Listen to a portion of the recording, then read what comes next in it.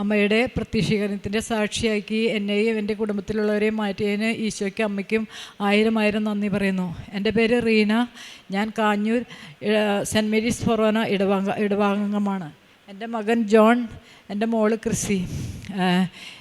ഞാൻ മാതാവിനെക്കുറിച്ച് അറിയുന്നത് പള്ളിയിൽ വരുന്ന പത്രം കൊണ്ടുവന്ന് ഞാൻ വീട്ടിൽ വെച്ച് എന്നും ഈ സാക്ഷ്യങ്ങളും അച്ഛൻ്റെ ഇതൊക്കെ എല്ലാ ദിവസവും വായിക്കാറുണ്ട്. അങ്ങനെ ഞാൻ മാതാവിനെക്കുറിച്ച് കുറേ നാളായി ഇങ്ങനെ അറിഞ്ഞ് ഞാൻ ഇരിക്കുന്നു. അത് കഴിഞ്ഞ ശേഷം എനിക്ക് മാതാവിൻ്റെ അടുത്ത് വരാനായിട്ട് സാഹചര്യം ഉണ്ടായിരുന്നില്ല. ഞാൻ എന്നാലും മാതാവിൻ്റെ അടുത്തേക്ക് വരാനുള്ള വഴിയൊക്കെ ഞാൻ ഇങ്ങനെ എഴുതി വയ്ക്കും, പുസ്തകത്തിൽ എഴുതി വയ്ക്കും. പിന്നെ ഞാൻ മാതാവിനോട് ഒത്തിരി പ്രാർത്ഥിക്കാറുണ്ട്. പിന്നെ എൻ്റെ ചേച്ചി ഉടമ്പടി എടുത്തതായിരുന്നു. അപ്പോൾ ചേച്ചിയുടെ വീട്ടിൽ പോയി ഞാൻ പ്രത്യക്ഷീകരണ പ്രാർത്ഥന പുസ്തകം അവിടെ ഇരുന്ന് തന്നെ ഞാൻ എഴുതി വീട്ടിൽ കൊണ്ടുവന്ന് രൂപത്തിൻ്റെ അവിടെ വെച്ച് ഞാൻ എന്നും പ്രാർത്ഥിക്കുമായിരുന്നു. 5 മണിക്ക് എഴുന്നേക്കും, 5:30 തുടങ്ങി എപ്പോഴും ഞാൻ പ്രാർത്ഥിക്കും. ആ പ്രാർത്ഥന എന്നും മുടങ്ങാണ്ട് ഞാൻ എത്തിക്കാറുണ്ട്. എൻ്റെ അസുഖത്തെക്കുറിച്ചാണ് ഇനി പറയുന്നത്. എനിക്ക് ഭയങ്കര ഒരു അസുഖമുണ്ടായിരുന്നു. എൻ്റെ മൂലക്കുരുവിൻ്റെ ഒരു അസുഖം ഉണ്ടായിരുന്നു. അതിന് വേണ്ടിയാണ് ഞാൻ ഡോക്ടറെ അടുത്ത് പോയത്. ആ ഡോക്ടർ അപ്പം മൂലക്കുരു ഓപ്പറേഷൻ വേണമെന്ന് പറഞ്ഞു. ഓപ്പറേഷൻ ചെയ്തുകൊണ്ടിരിക്കാതെ തന്നെ ഈ ഭയങ്കര ബ്ലീഡിങ്. അപ്പോൾ ഗർഭപാത്ര ചേച്ചിക്ക് വേറെ വല്ല കുഴപ്പമുണ്ടോയെന്ന് ചോദിച്ചു ഡോക്ടർ. അപ്പോൾ പറഞ്ഞു ഒന്നും തോന്നാറില്ല, ബ്ലീഡിങ് ഉണ്ടാവാറുണ്ട്. ചേച്ചിയുടെ മുടി കൊഴിയാറുണ്ടോയെന്ന് ചോദിച്ചു. അപ്പോൾ ഞാൻ പറഞ്ഞു നല്ല കട്ടിയുള്ള മുടിയായിരുന്നു, ആ മുടിയൊക്കെ കൊഴിഞ്ഞ് തീർന്നു എന്ന് പറഞ്ഞു. അപ്പോൾ ഡോക്ടർ പിന്നെ ടെസ്റ്റ് ചെയ്തപ്പോൾ HB4, ഗർഭപാത്രത്തിൽ നിറച്ച് മുഴകളും ഗ്രോത്ത് ഫ്ലൂയിഡ്, അങ്ങനെ കുറേ രോഗങ്ങൾ. അപ്പോൾ ഡോക്ടർ പറഞ്ഞു, ഇത് ഭയങ്കര രോഗങ്ങളാണല്ലോ, ഇതെന്താ ഇത്രയും നാളും പറയാണ്ടിരുന്നത്, ഈ ബ്ലീഡിങ്ങൊക്കെ ഇങ്ങനെ വെച്ചുകൊണ്ടിരുന്നത് എന്തിനാ എന്നൊക്കെ ചോദിച്ച് കുറേ ഇങ്ങനെ ദേഷ്യപ്പെട്ടു. പിന്നെ വിഷമമായി. ഞാൻ ഇങ്ങനെ പറഞ്ഞത് ഇങ്ങനെ ഭയങ്കര രോഗമാണ്, ഇനി നമുക്ക് ടെസ്റ്റ് ചെയ്യാമെന്ന് പറഞ്ഞു. അങ്ങനെ എൻ്റെ മൂലക്കുരുവിൻ്റെ അസുഖം മാറാനായിട്ട് അവർ നിന്നു. മൂലക്കുരുവിൻ്റെ ഓപ്പറേഷൻ കഴിഞ്ഞതിന് ശേഷം പിന്നെ ഞാനും ചേട്ടനും കൂടി ആശുപത്രി പോയി ചെന്ന് ഇങ്ങനെ ടെസ്റ്റ് ചെയ്തു. അപ്പോൾ അത് ക്യാൻസറിൻ്റെ ടെസ്റ്റായിരുന്നു. ആ ക്യാൻസറിൻ്റെ ടെസ്റ്റാണെന്ന് ഡോക്ടർ എന്നോട് പറഞ്ഞു കഴിഞ്ഞപ്പോൾ തുടങ്ങി ഇങ്ങനെ ഭയങ്കര വിഷമത്തിൽ, ഇങ്ങനെ വീട് മുഴുവൻ ഭയങ്കര വിഷമായി. അപ്പനും മക്കൾക്കും എല്ലാവർക്കും വിഷമായി. ദൈവം അമ്മയ്ക്ക് ഇങ്ങനെ രോഗം വന്നില്ല ഈശോയെ എന്നൊക്കെ പറഞ്ഞ് ഭയങ്കര വിഷമത്തിലിരിക്കുകയായിരുന്നു. ആ സമയത്ത് അപ്പം ഞാനും ചേട്ടനും കൂടിയും ഇങ്ങനെ ടെസ്റ്റ് ചെയ്യാനായിട്ട് പോണ സമയത്ത് ഞങ്ങളുടെ കുടുംബത്തിൻ്റെ അപ്പം ഈ കുടുംബയോഗത്തിൻ്റെ മാതാവ്, വലിയ രൂപമുള്ള മാതാവ് കുടുംബയോഗത്തിൽ, എൻ്റെ കുടുംബയോഗം അന്ന് അവിടെയായിരുന്നു ആ മാസത്തിൽ. അപ്പം മാതാവ് ഒരു മാസം ഞങ്ങളുടെ വീട്ടിൽ ഇരുന്നു. ആ സമയത്താണ് ഞാനും ചേട്ടനും കൂടി ഇങ്ങനെ ടെസ്റ്റിന് പോയി. അപ്പം ഞാൻ മാതാവിനോട് പോണേക്കാൾ മുമ്പ് എൻ്റെ മോൻ പറഞ്ഞു, അമ്മ ശരിക്കും മാതാവിനോട് പ്രാർത്ഥിച്ചുകൊണ്ട് എന്ന് പറഞ്ഞു. അതിന് ഞാൻ മാതാവിനോട് പറഞ്ഞു, മാതാവേ ഞങ്ങളിങ്ങനെ ആശുപത്രി ഞാനിങ്ങനെ ആശുപത്രി പോകുമ്പോൾ എൻ്റെ 2 അമ്മമാരും കൂടെ വരാറുണ്ട്. ഇത് ഗർഭപാത്രം എന്നൊക്കെ ടെസ്റ്റ് ചെയ്യാൻ നോക്കാൻ പോണതാണ്. അപ്പോൾ അമ്മ കൂടെ വരണം കേട്ടോ, കൂടെ വരില്ലേന്ന് ചോദിച്ചു. അങ്ങനെ പറഞ്ഞ് ഞാൻ ഉമ്മം കൊടുത്താണ് പോയി അവിടെ ചെന്ന് ഇങ്ങനെ ആദ്യം ടെസ്റ്റ് ചെയ്ത് കഴിഞ്ഞപ്പോൾ ഒന്നും കിട്ടണില്ല. അത് കഴിഞ്ഞ് 2ാമത് ടെസ്റ്റിന് ആരംഭിച്ചു. ടെസ്റ്റ് ചെയ്യാനായിട്ട് വേറെ ഡോക്ടർമാർ വിളിച്ചു. അങ്ങനെ ഡോക്ടറെ വിളിച്ചുകൊണ്ടിരിക്കാതെ എനിക്ക് എൻ്റെ ശരീരം മുഴുവനും ഇങ്ങനെ ഭയങ്കര വിശർത്ത് കുളിച്ച് ഭയങ്കര പ്രഷറൊക്കെ ഇങ്ങനെ കുറഞ്ഞു ഡോക്ടർ പറഞ്ഞു, പ്രഷറൊക്കെ കുറഞ്ഞു പോകണ്ടല്ലോ എന്ന് പറഞ്ഞു. അത് കഴിഞ്ഞപ്പോൾ ഞാൻ പറഞ്ഞു, എനിക്ക് ആകെ ഭയങ്കര വിഷമത്തിലിരിക്കായിരുന്നു. അപ്പോൾ ആദ്യത്തെ ഡോക്ടർമാർക്ക് അത് ടെസ്റ്റ് ചെയ്യാൻ കിട്ടിയില്ല, തെന്നി പോണു. രണ്ടാമത്തെ ഒരു നല്ല പൊക്കമുള്ളൊരു ഡോക്ടർ വന്ന് ടെസ്റ്റ് ചെയ്യാൻ വന്നപ്പോഴാണ് എനിക്കിങ്ങനെ ഭയങ്കര അസ്വസ്ഥതകൾ വന്നത്. അപ്പോൾ ഡോക്ടർ എന്താണോ ഈ കൊച്ചിന് ഭയങ്കര അസ്വസ്ഥതകളാണല്ലോ വന്നത്, ഇങ്ങനെ പ്രഷർ കുറഞ്ഞു പോയോ എന്ന് പറഞ്ഞു. പിന്നെ 2-3 ഡോക്ടർമാരൊന്ന് എല്ലാം ഇങ്ങനെ ചെക്ക് ചെയ്തുകൊണ്ടിരിക്കുക. എൻ്റെ കണ്ണ് മുഴുവൻ നിറഞ്ഞിങ്ങനെ ഒഴുകാണ്. പിന്നെ അപ്പോൾ ഡോക്ടർ പറഞ്ഞു, ഞാനിത് ടെസ്റ്റ് ചെയ്യാനായിട്ട് എടുക്കാണ്ടോ, ഇച്ചിരി വേദനിക്കുമെന്ന് പറഞ്ഞു. അപ്പോൾ ഡോക്ടർ ചോദിച്ചു, എന്നോട് ഇങ്ങനെ വർത്തമാനം പറയണം, ചേച്ചിക്ക് പ്രസവമായിരുന്നോ അതേ സിസേറിയനാണോ? അപ്പം ഞാൻ പറഞ്ഞു, പ്രസവമായിരുന്നു. അപ്പോൾ പിന്നെ ഇനി വേദനയൊന്നും ഉണ്ടാവില്ല കേട്ടോ, വിഷമിക്കണ്ട കേട്ടോ എന്നൊക്കെ പറഞ്ഞ് വർത്താനൊക്കെ പറഞ്ഞ് ടെസ്റ്റിന് എടുത്തപ്പോൾ എനിക്കൊരു വേദന പോലും ഉണ്ടായില്ല. പക്ഷേ ആ ടെസ്റ്റിന് നല്ല വേദന എടുക്കുന്ന ടെസ്റ്റായിരുന്നു. ഞാനിങ്ങനെ അപ്പോൾ ടെസ്റ്റിന് എടുക്കുകയാണ്. ആ സമയത്ത് ഈ ഡോക്ടർ വന്നപ്പോൾ തന്നെ എൻ്റെ മാതാവ് എൻ്റെ ഈ വലതുവശത്ത് വന്ന് നിന്നു. ആ ഗർഭപാത്രത്തിൻ്റെ അടുത്തേക്ക് ഇങ്ങനെ സൂൺ ചെയ്ത് നോക്കണത് ഞാൻ കണ്ടു. ഞാൻ മാതാവേന്ന് പറഞ്ഞ് ഇങ്ങനെ ഞാൻ തല വെട്ടിച്ചിങ്ങനെ നോക്കി പിന്നെ എനിക്ക് എൻ്റെ കണ്ണീന്നൊക്കെ കണ്ണീര് ഇങ്ങനെ കുറേ ഇങ്ങനെ ഒഴുകണം. അപ്പോൾ ചേച്ചി എന്തിനാ കരയണേ, ചേച്ചി എന്തിനാ കരയണേന്ന് വെച്ചു. അപ്പോൾ വേദന എടുക്കണമെന്ന് വെച്ചാൽ വേദന എടുക്കണമെന്ന് പറഞ്ഞു. അത് കഴിഞ്ഞ് ആ ഡോക്ടർ എന്നോട് പറഞ്ഞു, അമ്മ വന്നു അല്ലേ എന്ന് ചോദിച്ചു. അപ്പോൾ ഞാൻ പറഞ്ഞു അതെ അമ്മ വന്നു എന്ന് പറഞ്ഞു. അപ്പോൾ ഇനി ചേച്ചി വിഷമിക്കൊന്നും വേണ്ട, ചേച്ചിക്ക് ഒരു രോഗങ്ങളൊന്നും ഉണ്ടാവില്ല കേട്ടോ എന്നും പറഞ്ഞ് കൈത്തട്ടി ചേച്ചി സമാധാനിച്ച് വീട്ടിൽ പോയിക്കോ എന്നും പറഞ്ഞ് ഞങ്ങൾ അന്ന് സമാധാനം ഇങ്ങനെ വന്നു. അത് കഴിഞ്ഞ് 2 ആഴ്ച വന്നു കഴിഞ്ഞപ്പോൾ റിസൾട്ട് അറിയാനായിട്ട് ചെല്ലാൻ പറഞ്ഞു. അപ്പോൾ ഞങ്ങൾ വിളിച്ച് ചോദിക്കാൻ ആദ്യം ഡോക്ടർ പറഞ്ഞു, വിളിച്ച് ചോദിച്ചു. അത് കഴിഞ്ഞപ്പോൾ പറഞ്ഞു, ഡോക്ടർ പറഞ്ഞു ആളെയും കൊണ്ട് വന്നാലേ പറയുള്ളൂ എന്ന് പറഞ്ഞു. അപ്പോഴേക്കും പേടിയായി, ഇനി ദൈവമേ ഇനി വേറെ രോഗങ്ങളൊക്കെ ആയിരിക്കും എന്നും പറഞ്ഞ് പേടിച്ചു. ഞാനും ചേട്ടനും കൂടിയും പിറ്റേ ദിവസം തന്നെ രാവിലെ പോയി. അപ്പോൾ അവിടെ ചെന്നപ്പോൾ ഡോക്ടർ പറഞ്ഞു, ചേച്ചിക്ക് യാതൊരു കുഴപ്പമില്ല കേട്ടോ, ടെൻഷനൊന്നും അടിക്കണ്ട, വിഷമിക്കണ്ട, വേറെ എന്തോ ഹോർമോണിൻ്റെ എന്തോ ഇതും കൊണ്ട് വന്നേക്കണതാണ്, ചേച്ചി പേടിക്കണ്ട കേട്ടോ എന്ന് പറഞ്ഞു. അങ്ങനെ ആ രോഗത്തിൽ നിന്ന് എനിക്ക് ഈശോ പൂർണ്ണ സൗഖ്യം നൽകി. പിന്നെ രണ്ടാമതായിട്ട് ഞങ്ങളുടെ വീടിൻ്റെ അടുത്തുനിന്ന് ഞങ്ങൾ വിറക് കൊണ്ടുവരായിരുന്നു. വിറക് കൊണ്ടുവരുന്ന സമയത്ത് ഈ തെങ്ങിൻ്റെ മുട്ടിയായിരുന്നു കൊണ്ടുവന്നത്. അപ്പോൾ ഈ മുട്ടി ഇങ്ങനെ അതിൻ്റെ ഉള്ളിൽ പൂപ്പലൊക്കെ പിടിച്ച് അതിൻ്റെ ഉള്ളിൽ നിന്നാണോ എവിടെ നിന്നോ ഒരു മൂർഖൻ ഞങ്ങൾ വലിയ മുട്ടിത്തടി ഇങ്ങനെ നെഞ്ചത്ത് വെച്ച് കൊണ്ടുവന്നത്, ഇങ്ങനെ അവർ കീറിയിട്ട് ഇത്. എന്നിട്ട് അത് ഞങ്ങൾ ഇങ്ങനെ കൊണ്ടുവന്നിട്ട് എൻ്റെ മക്കളും ഞാനും എൻ്റെ ചേട്ടനും ഉണ്ടായിരുന്നു, എല്ലാവരും കൂടിയാണ് കൊണ്ടുവരുന്നത്. അപ്പോൾ ചേട്ടൻ അതിങ്ങനെ കൊട്ടിക്കൊടഞ്ഞ് ഞങ്ങൾക്ക് തരും, ഞങ്ങളത് വീട്ടിൽ കൊണ്ടിടും. അങ്ങനെയായിരുന്നു. അങ്ങനെ കൊണ്ടിട്ട സമയത്ത് എൻ്റെ മാതാവിൻ്റെ കാശുരൂപം ഞാൻ ഉടമ്പടി എടുത്തത് 2023 ഏപ്രിൽ 25 ഈ രോഗം കഴിഞ്ഞ പിന്നെയാണ് വന്ന് ഉടമ്പടി എടുത്തത്. പിന്നെ ഞാൻ ഈ കാശുരൂപം എന്നും എൻ്റെ നെഞ്ചിൽ കുത്തി വെച്ചിട്ടേ ഞാൻ നടക്കാറുള്ളൂ. എവിടെ പോയാലും വീട്ടിലൊക്കെ ഈ നെഞ്ചിൽ കാശുരൂപം ഉണ്ടാവും.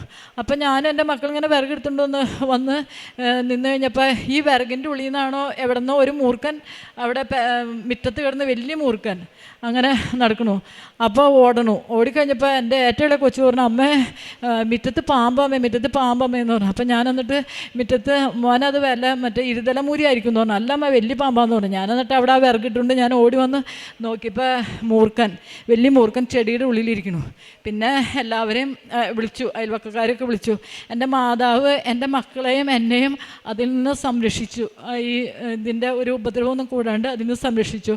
പിന്നെ എനിക്ക് പറയാനുള്ളത്, ഞാൻ എന്ത് ചോദിച്ചാലും എൻ്റെ മാതാവ് എനിക്ക് തരാറുണ്ട്. ഞാൻ എപ്പോഴും മാതാവിൻ്റെ തൈലും ഉപ്പൊക്കെ ഇട്ട് മക്കൾക്ക് ഞാൻ കൊടുക്കാറുണ്ട് എവിടെ പോയാലും.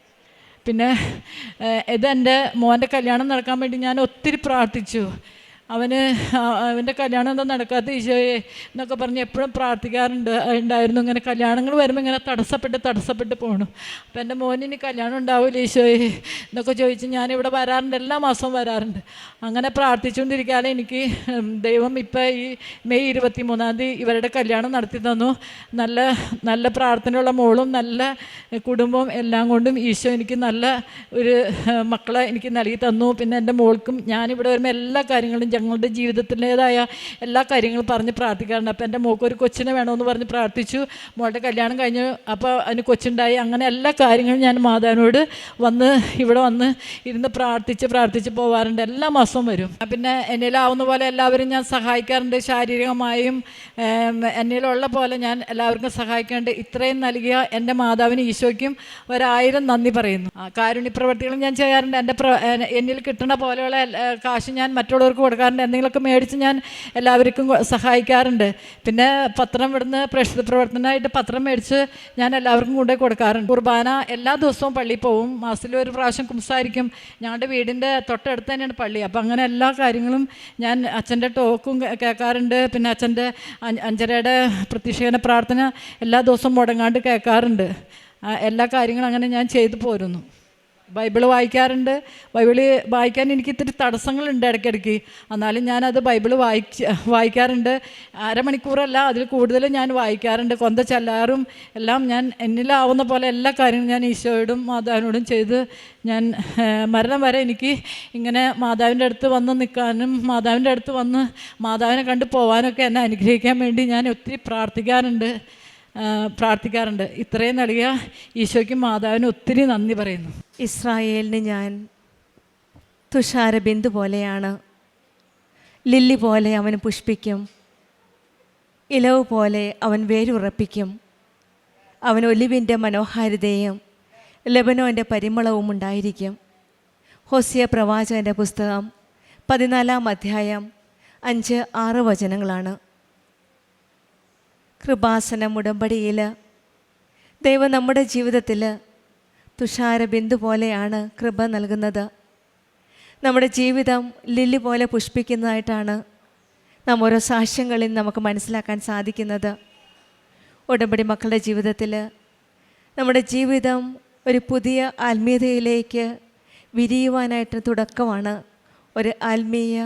ഒരു ബയലാട്രൽ റിലേഷൻഷിപ്പാണ്, ഒരു ആത്മീയ ബന്ധത്തിലേക്കാണ് നാം ഉടമ്പടിയിലേക്ക് വരുന്നത്. ഈശോയോടും അമ്മയോടും ചേർന്ന് നിന്നുള്ള ഒരു ബന്ധം.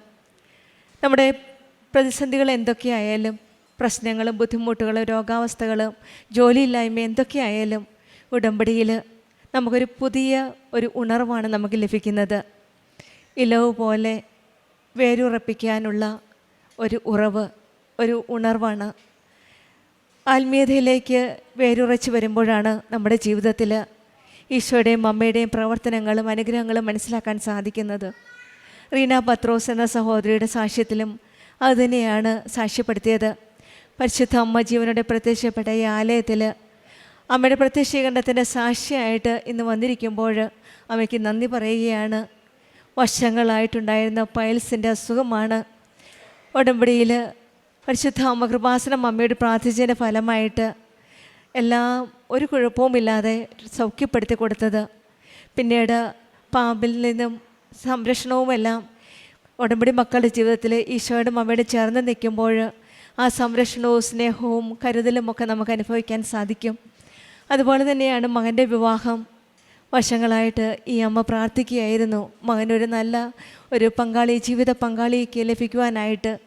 അതുപോലെ തന്നെയാണ് മെയ് 23 പരിശുദ്ധ അമ്മയുടെ മധ്യസ്ഥതയിൽ ഈശോയുടെ അനുഗ്രഹത്താൽ ഈ മക്കൾ ഇന്ന് പ്രത്യക്ഷീകരണത്തിൻ്റെ സാക്ഷിയായിട്ട് അമ്മയ്ക്ക് നന്ദി പറയാനായിട്ട് അമ്മയുടെ സന്നിധിയിൽ വന്നിരിക്കുന്നത്. ഈശോയുടെ അമ്മയോടും ചേർന്ന് നിൽക്കുമ്പോൾ നമ്മുടെ ജീവിതത്തിൽ കൃപകളും അനുഗ്രഹങ്ങളും വർഷിക്കുന്നതായിട്ട് നമുക്ക് മനസ്സിലാക്കാൻ സാധിക്കും. ഉടമ്പടിയിൽ ദൈവത്തിൽ വേരുറപ്പിക്കുമ്പോൾ പ്രശ്നങ്ങൾക്കിടയിലും നിലനിൽക്കുവാനുള്ള ശക്തിയും ധൈര്യവുമാണ് നമുക്ക് ലഭിക്കുന്നത്. ഉടമ്പടിയിലെ ദൈവ സാന്നിധ്യം നമുക്ക് ഉറപ്പുണ്ട്. നമുക്കും ഉടമ്പടിയിലൂടെ ദൈവകൃപ ലഭിക്കുന്ന എന്നുള്ള വിശ്വാസത്തോടെ കൂടുതൽ തീഷ്ണതയോടെ ആത്മാർത്ഥതയോടെ നമ്മുടെ ഉടമ്പടി ജീവിതം മുന്നോട്ട് നയിക്കാം. റീന പത്രോസിനും കുടുംബത്തിൽ ലഭിച്ച എല്ലാ അനുഗ്രഹങ്ങൾക്കും, പ്രത്യേകിച്ചും രോഗസൗഖ്യത്തിനും മകന് ലഭിച്ച ജീവിത പങ്കാളിക്കും മറ്റെല്ലാ അനുഗ്രഹങ്ങൾക്കും ആ ഉടമ്പടിയിലുള്ള ഒരു പുതിയ ജീവിതത്തിന് വേണ്ടിയിട്ടും എല്ലാം നൽകിയ ഈശോയ്ക്കും അമ്മയ്ക്കും നന്ദി പറഞ്ഞുകൊണ്ട് നമുക്ക് കരങ്ങളടിച്ച് ദൈവത്തെ മഹത്വപ്പെടുത്താം. യേശുവേ നന്ദി, യേശുവേ സ്തുതി, ആവേ മരിയ. അത്യപൂർവ ദൈവാനുഭവങ്ങൾ ഇനി നിങ്ങൾക്കും സ്വന്തം. ഈ യൂട്യൂബ് ചാനൽ ഇതുവരെ സബ്സ്ക്രൈബ് ചെയ്തിട്ടില്ലെങ്കിൽ ഇപ്പോൾ തന്നെ സബ്സ്ക്രൈബ് ചെയ്യുക. ഈ വീഡിയോ ഇപ്പോൾ തന്നെ നിങ്ങളുടെ സുഹൃത്തുക്കൾക്ക് ഷെയർ ചെയ്തുകൊണ്ട് കർത്താവിൻ്റെ പ്രേക്ഷിതരാകുക.